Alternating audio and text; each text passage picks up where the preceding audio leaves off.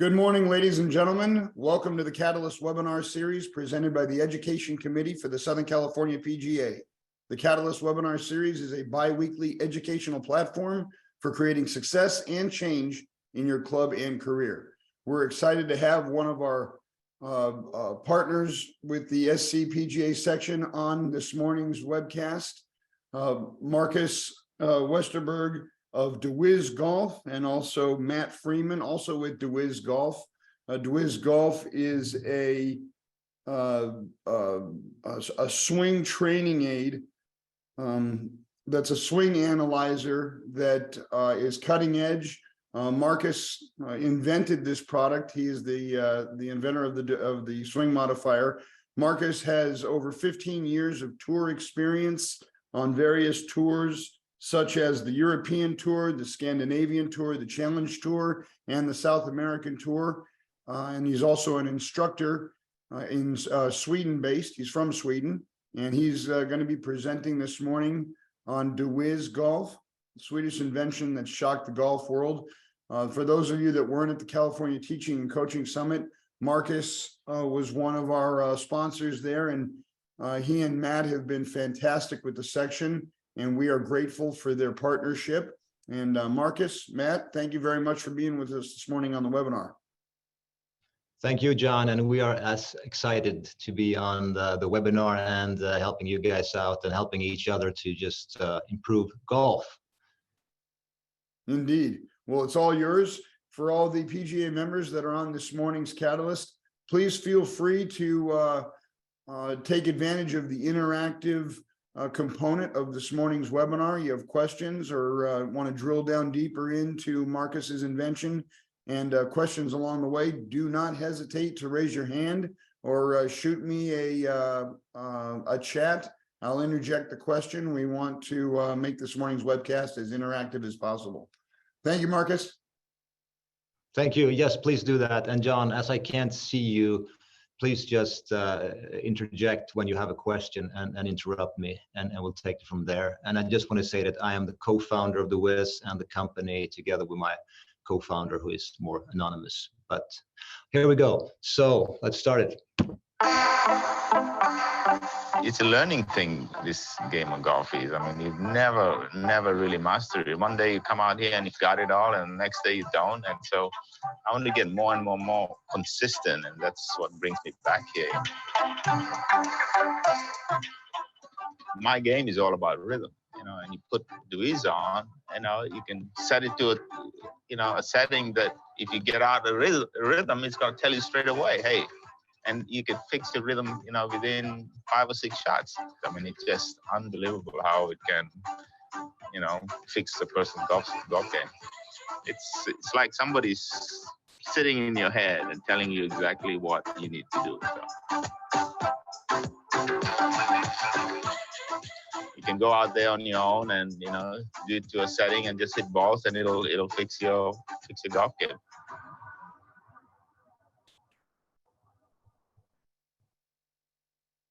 So Vijay is one of our ambassadors who's been with us for a long time, and we're very happy for his help, for everything, and he's just fantastic and a phenomenal ball striker at the age of 60.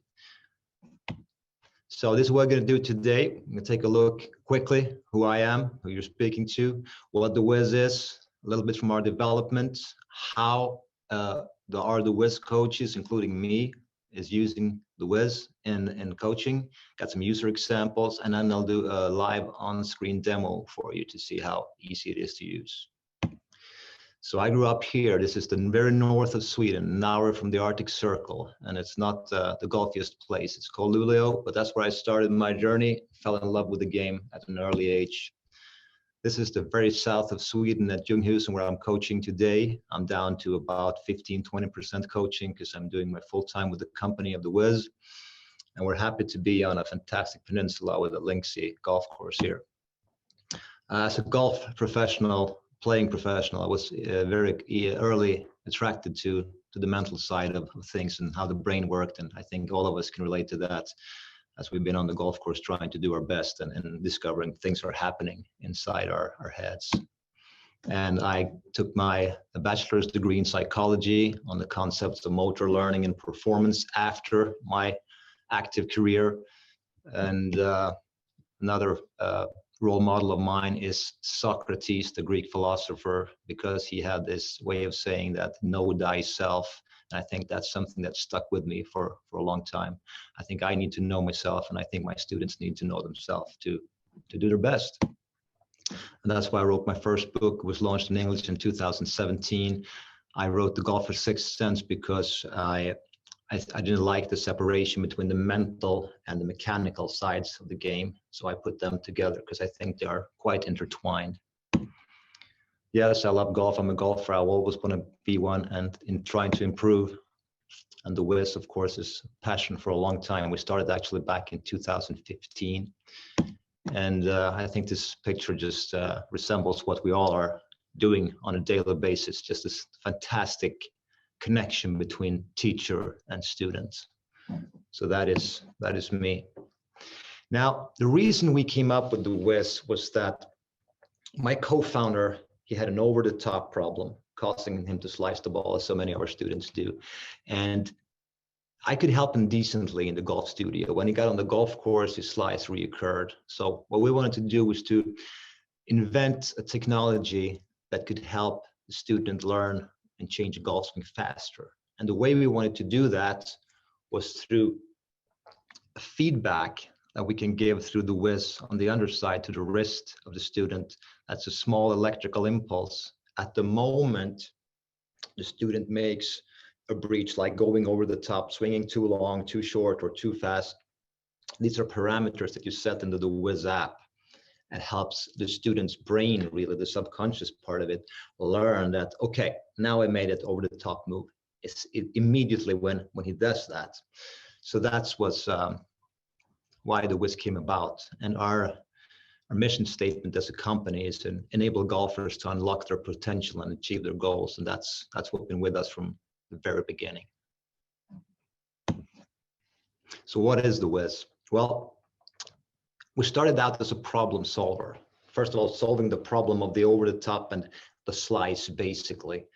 And another problem we wanted to solve was help golfers increase club speed easily, which is another main thing for deWiz. And the last part we looked at was getting those wedges dialed in, because we had that clock system, which is great, but as the student practices, he doesn't really know if he or she is hitting the 9 o'clock precision or not. deWiz will now tell the student on an exact part of inch exactly how long that swing arc was, and that's very helpful for controlling those non-full swings. And then, of course, the modifying part of deWiz with the feedback, that learning stimuli, as we call it, that goes directly to the student's brain. And I got the LSC put down there as a longer, straighter, closer concept, which is these 3 problems that we wanted to solve. But because deWiz was such a problem of developing, I will talk about that shortly, we're now getting a lot of valuable and very interesting, completely new data points that we're migrating to become a very data-driven company. And we're looking at new data almost weekly. So it's very interesting to see what we can hand you guys to help you out with understanding the golf swing more and helping students, of course. So this is a video that our development company has done about developing deWiz. And the words we got when we sat down with them the first time was, "It can't be done." And I'm talking a bit more about that in this video.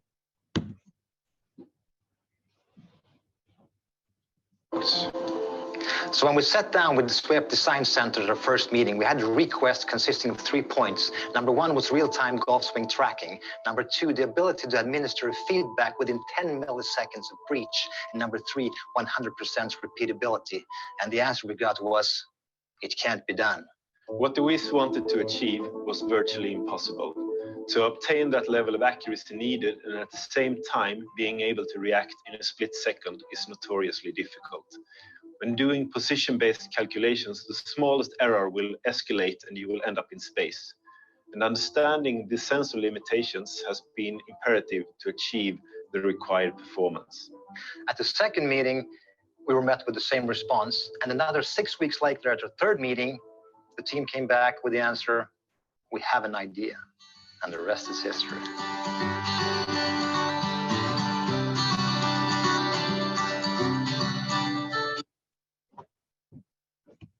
Yeah, so the challenge is what we needed to do to be able to give the feedback immediately when the student makes a breach was to track the swing in real time. And that is extremely difficult with normal sensors that we have in the unit.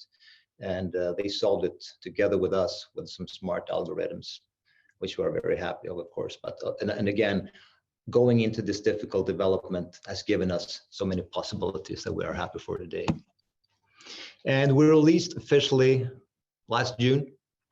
Been on the market for about a year, and we are really happy with the responses we get from our normal users and especially our PGA professionals, of course. This is some guys from our endorsement team. We are very happy to joining with all of them. They help us a lot in feedback and development and of course market exposure.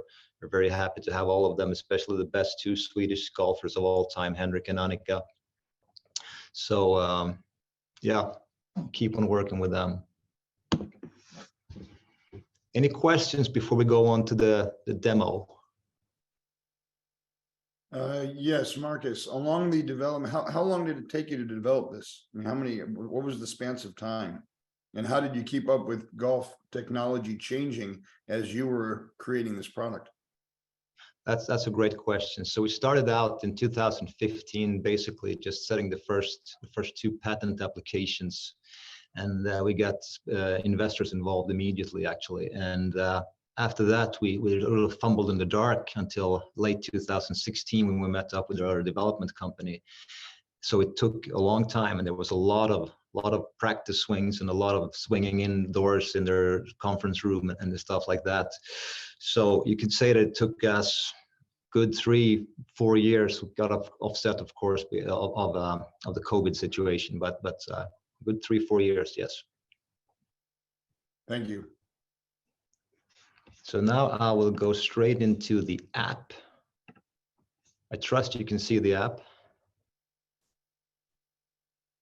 We can still see the presentation, not the app yet. Not see the app. Okay. Oh yeah, that's why I need to go into that. That's right. I need to change that. So Marcus is gonna switch over to show his phone to kind of walk us through how the app works on your smartphone. Right. So this is all it's right. app based. So you can show, this would be what it looks like from your iPad, tablet, phone, Android. Do you see the app now? Yes.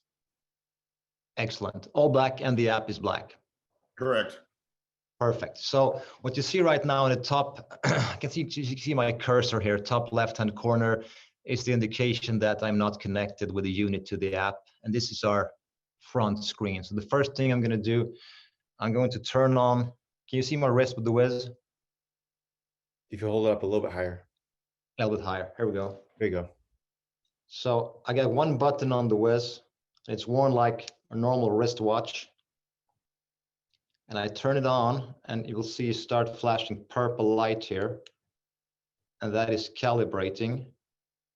And now if I put it on a stable surface, it would calibrate in 1 second. But I'm holding it in there, so it took a little bit longer. So it's calibrated now. And up in the left-hand corner, you can now see it's connected. So this is the front screen. You can see here in the discovery mode, you basically get your numbers. In practice and learn, you can set parameters and work on various stuff with or without the learning stimuli. We got the challenge here, some gamifications to make it fun and just learning your swing more. Get started is just an introduction to the app. So let's get straight into, I'm not gonna click here, I gotta click on my phone. There we go. So there we go. On the phone, I can choose clubs up here. I can set the learning stimuli, set the practice goals, which are the parameters, but I'm going to go straight into the app to show you, looking at the transition, comparing the backswing hand path to the start of the downswing.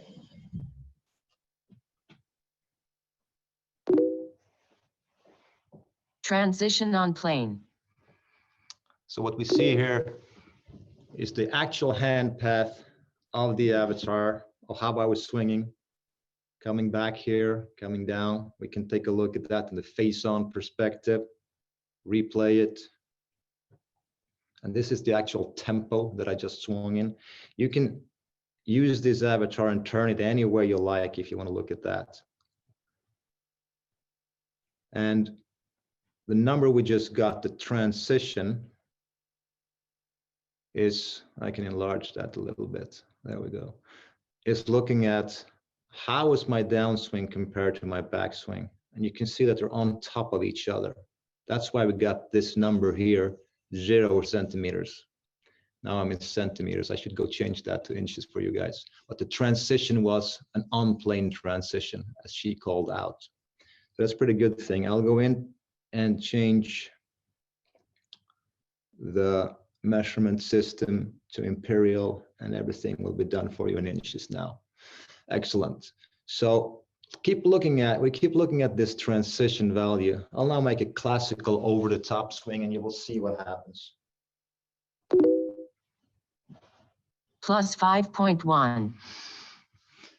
So the plus 5.1 is here. It's a measurement between my blue backswing and my green downswing at 8 inches in my downswing. The distance between these are 5.1 inches. I'm 5.1 inches over the top. And as you can see, this is just the way I was swinging. And yeah, and the crosshairs here up here is where I would have gotten the feedback if I had it turned on. So very early in the downswing. Let's say I would make an opposite swing movement. Minus 4.3. And now you see that the avatar was moving the other way as my hands were. If we just take a look at, and I can of course move between swings by sliding the bars here. That's my first swing. If I scroll up, I get the deWiz data sheet. This was my first swing. I had chosen a 7-iron. The transition was exactly on plane. My backswing plane, well, the angle of the tilt of my plane was 65 degrees. The length of the backswing, which is the length of the hand path, which we see here, from start to turn, that was 47.9 inches. We got 5 tempo measurements in deWiz. We're looking, of course, at backswing time, downswing time, and the ratio between these. And as you guys know, that the tour tempo ratio is 3-to-1, which is very common amongst good players. And what we have seen with our huge database of users is that the better golf, we're going to look into this, the better golfers are at 3-to-1 or lower. That's what we see. Another very important and interesting number is the start to impact time, which is basically how fast your swing is. And here we see that lower handicap players, better players are in general faster. DJ is an anomaly. He's at 1:14, while most tour players are below 1 second. And we also define whether you make a pause at the top or not, which, as you know, is Marcus, can you drill down into that ratio and explain how that works? The 3-to-1 recommended tour average and how that works. Can you drill down into that for a second? Sure. So what we're looking at here is the backswing time, and 3-to-1 means that the backswing time is 3 times slower than the downswing time, which is a good rhythm for a full shot golf swing. If you look at a wedge shot, you'd be looking at more at 2.5-to-1 or lower. And of course, if we're looking to a chip shot or a putting stroke, which is basically the rhythm of a pendulum, that's 2-to-1. This is 2-to-1. And there are more scientific explanations for that. But I think it's just important for us as coaches to know that 3-to-1 is a good pointer for the full swing. And the data we see again, there it's 3-to-1 or lower. Looking at club golfers, and they have many times a higher ratio than 3-to-1, let's say 4-to-1 or even higher, which means that their backswing is relatively slow compared to their downswing, which leads to a very slow backswing and a jerky downswing and poor timing at impact. and it's very opposite of what we see with the tour players. Fantastic. Thank you, Markus. Great. And we're looking at hand speed, the max hand speed number, which you also can see indicated here on the avatar. Now I don't have a club, so my max hand speed was very close to the impact, which is not what we see with the better players. It was 2.3 inches before impact. This is basically a number that says where did the release start. Where the hands peaked is basically where the release starts. And on the data we see, better players have a longer distance to impact. And of course, the longer the club, the longer the distance to impact, because we have a lag angle that needs to be released. So I cannot just keep going past it like that, which is, of course, and then we see the players who doesn't have a very good lag angle or release, they could have the max hand speed at impact, which is not very efficient. We're looking at the width of the backswing, where it was widest, and that's generally at 9 o'clock in the backswing. That's where the widest point is of the width of the backswing. These numbers are initial downswing direction numbers. So if we're looking here at down the line, the initial downswing direction is the first 4 inches. What is the direction, the angle of my hand movement here? It has nothing to do with the backswing, even though it happens to be on the same path right now. So this is the initial downswing direction, viewing the player from down the line. That's what we call the x-axis. The x-axis is between the toe and heels. So this is the initial downswing direction. Now, what is the angle of this movement? It's 20.1 degrees. And the other initial downswing direction, and these were ordered by PGA professionals from us that we have worked with. They said, can you give me this number? Can you find this number for me? Because I really want to use it in my coaching. And this one on the y-axis, which means when you see the player face on, what is the angle here? Straight down here would be 0. Straight away from the target, that would be 90, big casting move. And again, we see the better players here are between 20, 30, and 45. So they're keeping the width. So this, what was this angle? This first 4 inches, yes. So that's 27.8 degrees. And the last thing we're looking at is the pronation, supination. Of course, it's a shallowing of the shaft or a steepening of the shaft. I was always told that the supination is where you hold a soup bowl like that. So this is a supination move. This is a pronation move. And again, pronation then is shallowing the shaft. If I'm shallowing the shaft in transition, I will get a negative number on this value. If I'm steepening the shaft in transition, I will get a positive number on that value. So those are some really interesting stuff. And most of the better players do shallow the shaft in transition. And but Vijay and Henrik are about 1 degree steepening, but the better players are very close to that 0 number unless they're shallowing more, but very rarely a big steepening. So those are the data points that we're looking at in the WIS today. And I could exit this transition mode, and we can see what we have here. Sliding to the left, we have the wedges, which is really popular. I talked about that, and very efficient. So if I go up here into the practice goals, I have now set my 3 gears, as we call them, partial swings at 31.5, 39.4, and 47.2 inches, and I have a tolerance plus minus 2 inches. And the way we practice this is, let's say I put this 39.4, which is 100 centimeters, and I go into practice, I just turn it on. Target 39.4 inches. So now I'm supposed to swing 39.4 with the 1.2 inch tolerance. So let's see how it goes. Length of backswing 39.4 inches. So that was, my God, did I hit the number? I hit the number. So I was off by 0.0 inches. Never happened before, but okay, let's take that. So what we'll do here is I want to turn on a sound in more sound settings, and I'm going to turn on good swing, bad swing sound. And I'm going to do that again.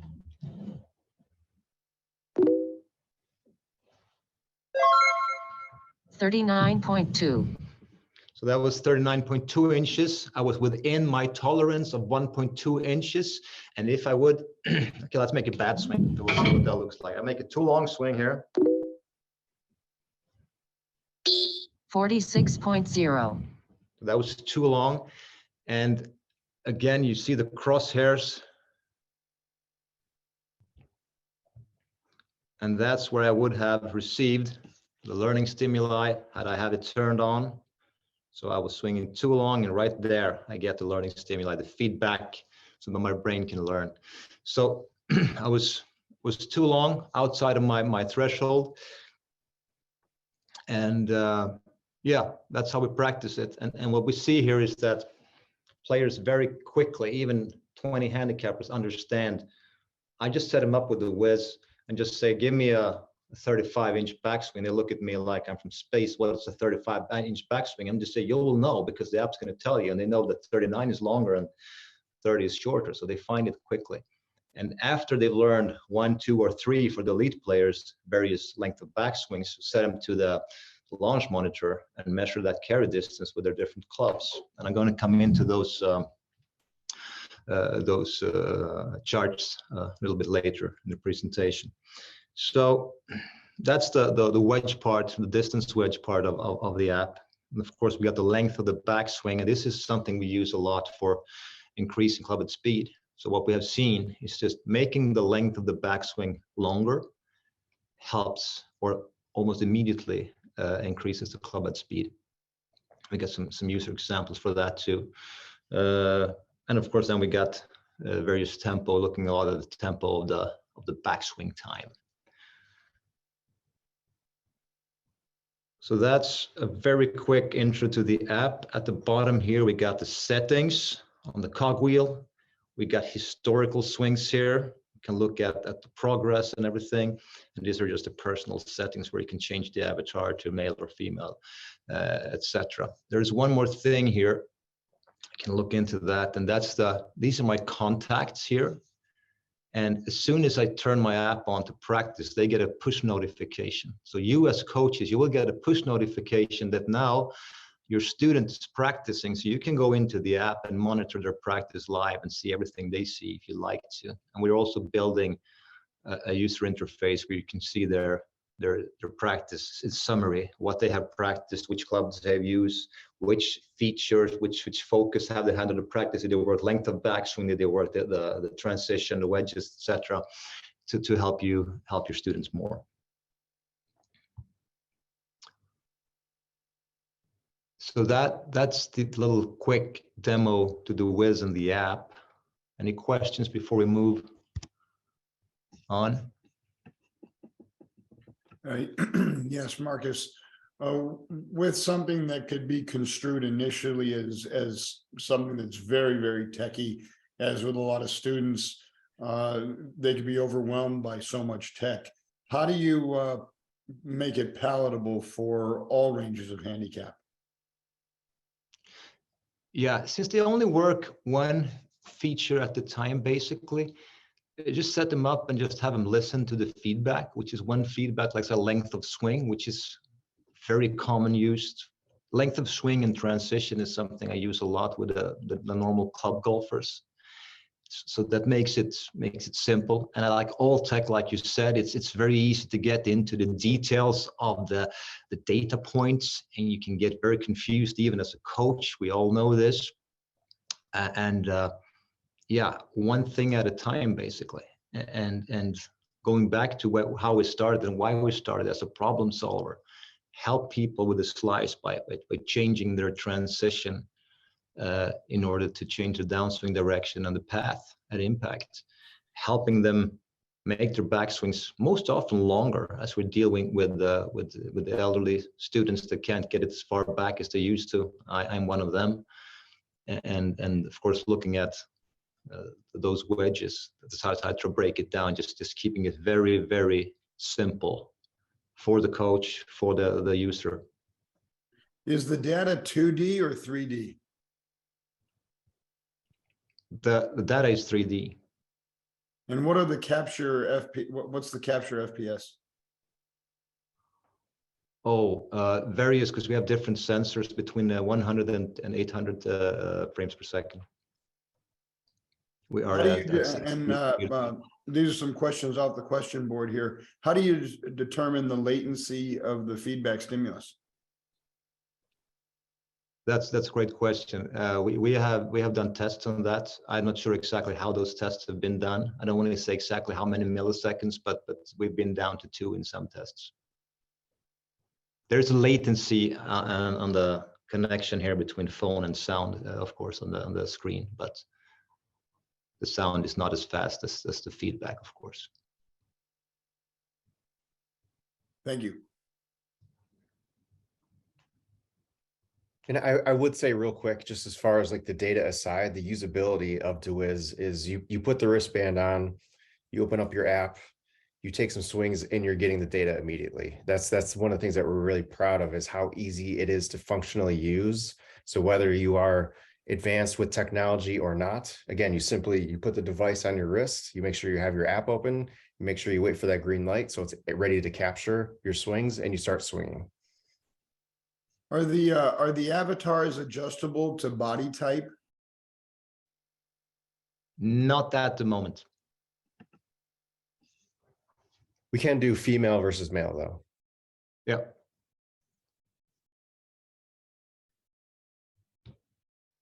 And Matt, can you talk a little bit about the pricing components and how this would work from a consumer standpoint versus an instructor standpoint when it comes to purchase and resale and retail?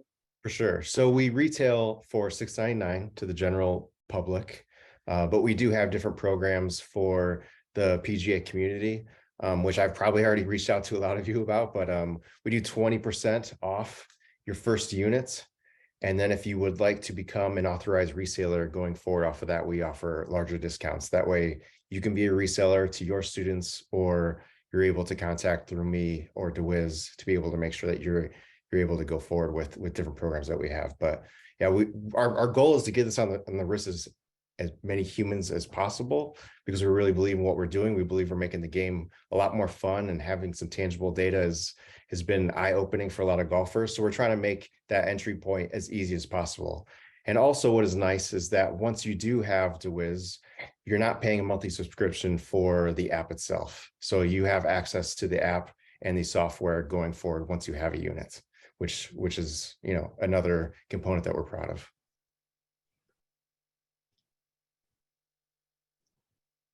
Yeah, in development, I was really hard on the guys because I don't want any startup time. I want it to be quick as a coach. I want the tech to work immediately. That's why we have such a fast calibration process, and basically you're up and running in 10-20 seconds. I really like that. Do you see my presentation again? Yes. Excellent. So let's keep going. These are some numbers from our ambassadors, and they apparently threw me in there as well. You have access to all these sheets, just looking at what they are doing as far as swing numbers. Let's go into some user data. So this is from our user base, and we're basically looking at the length of the backswing, compare it to handicap and age, and this is compared to handicap. So the lower the handicap, the longer the backswing. Known use, but very interesting. And these are in meters, so it's 1.47 meters on the scratch players, and going down there. Start to impact time again, about 1.1 seconds for scratch players. Tour players about 1 second or less. Very interesting. Better players swing faster. This is the release date of the max hand speed distance to impact that I talked about. I know it's a foreign concept to you. It's a new data point. So this would translate into what, like 19 to 24 inches? Yeah. So yeah, 21 inches on the zero handicap, and on the other end on the spectrum,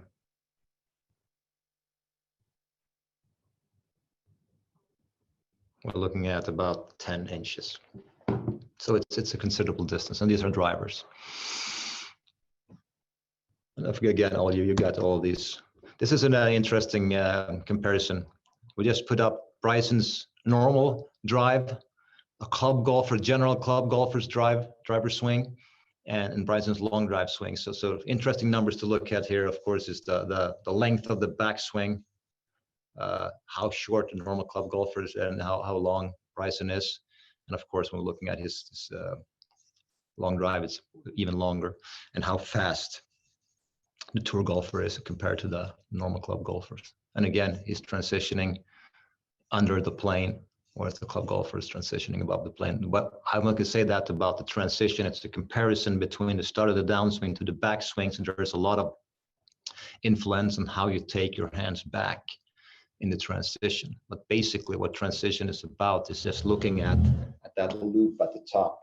Is a loop at the top going counterclockwise, or is it going clockwise? Clockwise would be over the top, and counterclockwise would be under the top.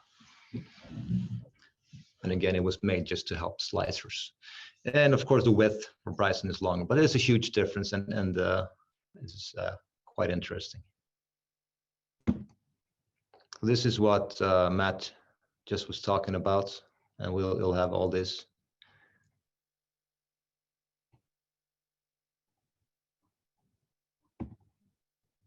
Yeah, so coaching with deWiz. How do I use deWiz in coaching? Again, of course, technology is you get data points versus with ice, get a more exact definition of what was going on. There's nothing new there. I like my students to wear deWiz between lesson, to keep doing what we have been working on and get their practice quality up. And again, they will get a true number instead of just their feel to go with. It's a part of communication. Of course, I can say that the backswing was 2 inches longer, not just a little bit longer. Get this definition that we use in technology. Now, this is a big part about deWiz.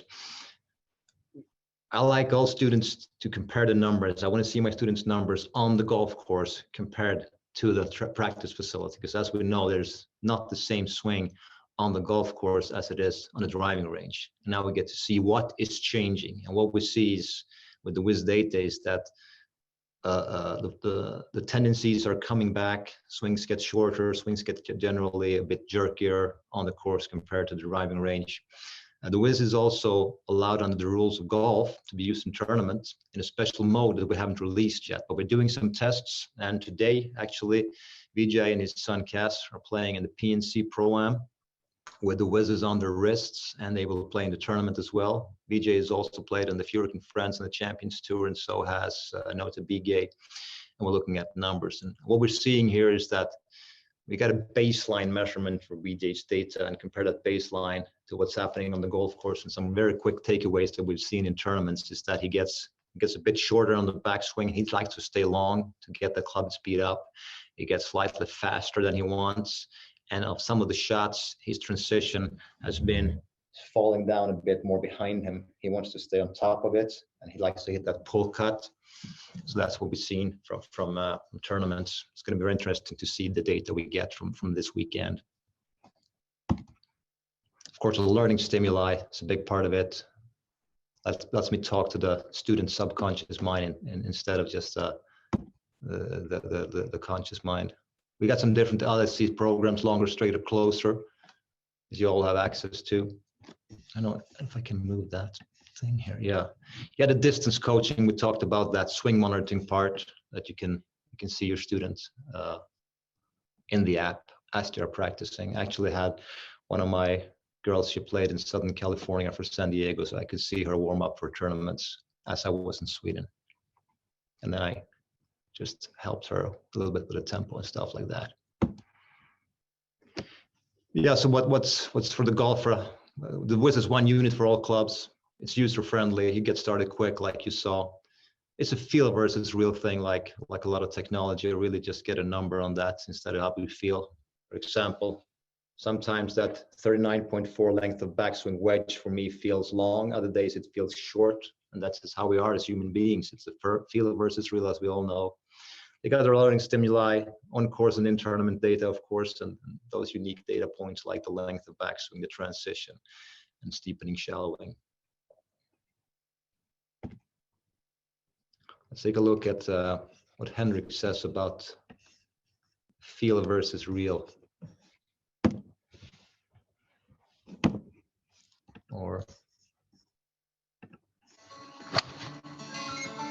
we always say it's a game of opposites, and even with the knowledge that I have or should have by now, it's so easy to go down the wrong path when you're trying to correct something. Every day you wake up, it's going to feel slightly different. When you jump out of bed every day, you don't feel exactly the same, but the WIS is going to tell you the same things over and over. So it's really, instead of being kind of pulled into going of how it feels, it just tells you the hard feedback, and the WIS doesn't lie.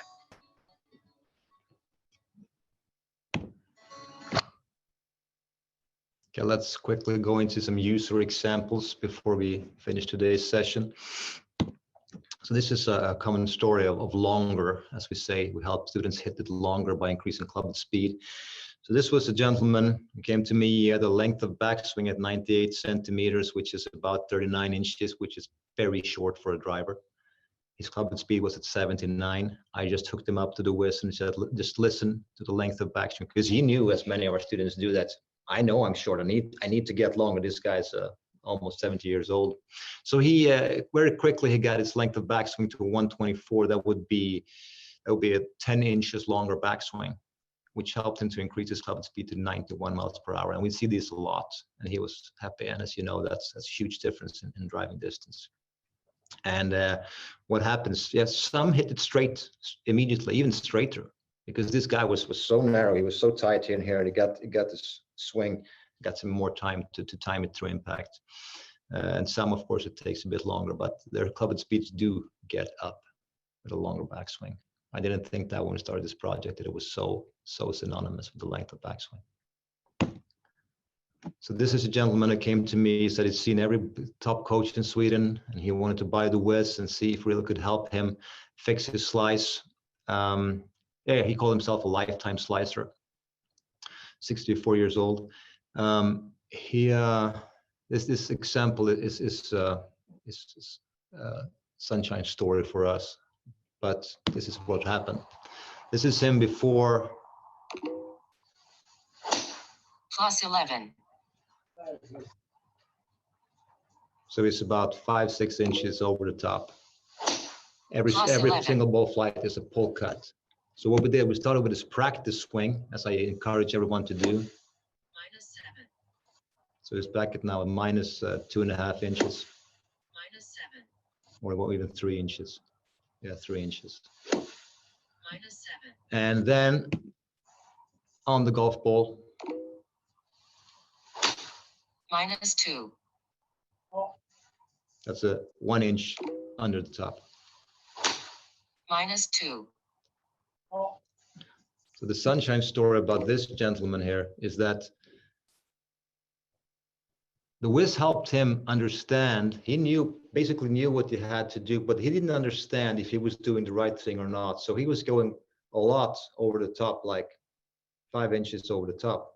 And then on the first ball swing, after I instructed him, I want you to swing back, move your hands towards your heels before you swing down. Because what you've been doing is you swing back, you move your hands towards your toes, and then you swing down. In 4 swings, he went to a negative transition. And the key here is whatever transition number they have, I want them 4 inches in the other direction. So if they're 4 inches over the top, I'm looking at a neutral on plane transition. That's generally enough to change the path to remove the slice. So this guy goes in 4 swings to a negative transition and a push draw with every single club. And he never looked back. So this, again, it's a sunshine story. It doesn't take 4 swings for everybody. But this was a fantastic thing. I wouldn't have believed it if I didn't see it with my own eyes. and we didn't even had time to turn on the learning stimuli. So that's another story. Closer again, it's about the wedges. Let's say what Annika thinks about that. Funny.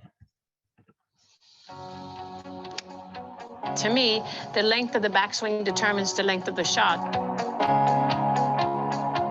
When you think about golf, you're not always going to have a full shot. You know, having the deWiz telling you where you are in the backswing for a three-quarter swing is really, really important, you know, because sometimes we feel like we're there, but we might be a little too far, we might be a little short, but this really gives you that little alert that, hey, it's too much. And I think the quick feedback, the instant feedback will help you really tune in your distance wedges again, because you're not always going to be at the perfect distance. That's why I love the deWiz. It's just not just for, you know, telling you how to hit long drives, but really, you know, as you know, the finesse shots around the greens and even 100 yards and in, you need to be precise. I mean, the courses they set up nowadays, you want to make sure that you carry right over the bunker or not too far. So it's really cool device.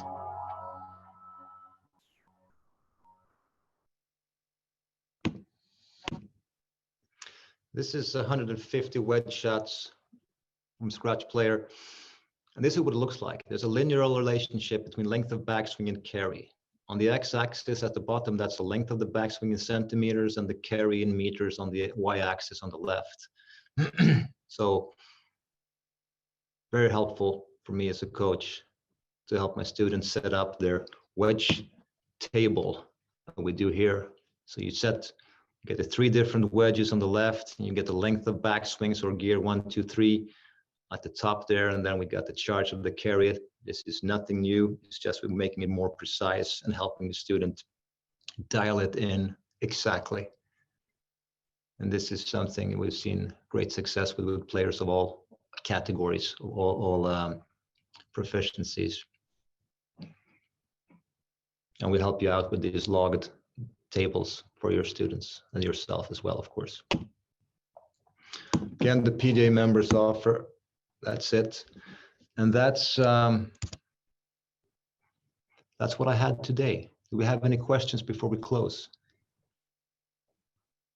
I don't have any further questions from the attendees, but on behalf of the Education Committee for the Southern California PGA, Markus, Matt, thank you so much for taking the time to come on the webinar and educate the members. You know, going back to the California Teaching and Coaching Summit and also this morning, thank you so much for your partnership. I mean, the invention is remarkable.